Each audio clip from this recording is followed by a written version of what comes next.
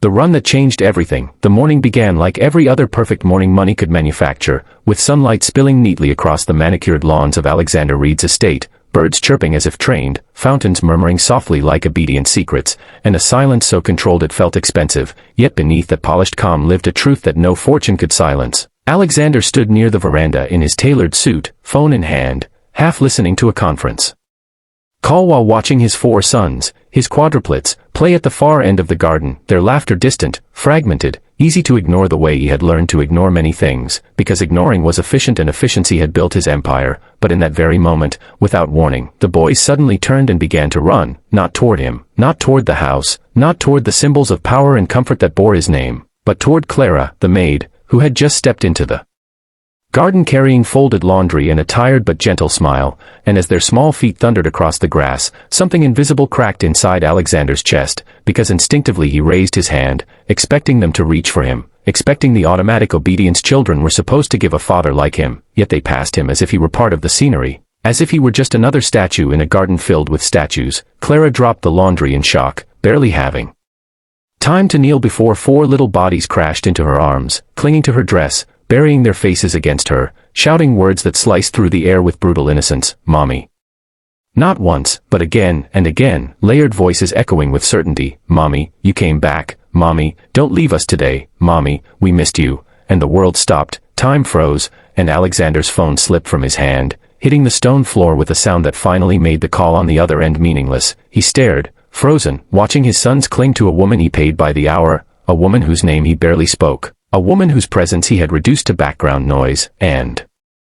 yet here she was, at the center of his children's universe, holding them with a tenderness he suddenly realized they rarely received from him. Clara's face drained of color, her eyes filling with tears as she tried to gently correct them, whispering, "Boys. I'm not," but one of them looked up at her with pure conviction and said the sentence that would haunt Alexander forever, "You are, because you stay." And in that moment the truth rose like a tide he could no longer outrun, because staying was the one thing he had never mastered. Memories assaulted him mercilessly, business trips that stretched into weeks, birthdays celebrated through video calls, bedtime stories replaced by assistants and schedules, the illusion that providing everything was the same as being present, and now here stood the cost of that illusion, written clearly in 4 small hearts that had chosen warmth over wealth. Alexander finally moved, his steps heavy, unsteady, every stride stripping him of the authority he once wore so comfortably, and when he stood before them, the boys looked at him not with fear or guilt, but with calm honesty, the kind only children possess, and one of them said softly, "Daddy, Mommy listens to us," another added, "She hugs us when we're scared," and the third finished with devastating simplicity, "She doesn't go away," and Alexander felt something tear open inside him. A wound he didn't know he carried, because success had taught him how to conquer the world but never how to show up for 4 little souls who only wanted him to sit on the floor and listen. He looked at Clara then, truly looked at her for the first time, noticing the exhaustion in her eyes, the restraint in her posture, the love she never asked permission to give, and he understood that this moment was not betrayal, it was testimony. Clara tried to apologize, tried to stand, tried to explain that she never encouraged the name, that she only comforted them when they cried for their mother, who had passed years earlier leaving a silence money couldn't fill, and that she believed children deserved kindness whether it was part of the job or not. And Alexander, the man feared in boardrooms across continents, did the unthinkable. He lowered himself onto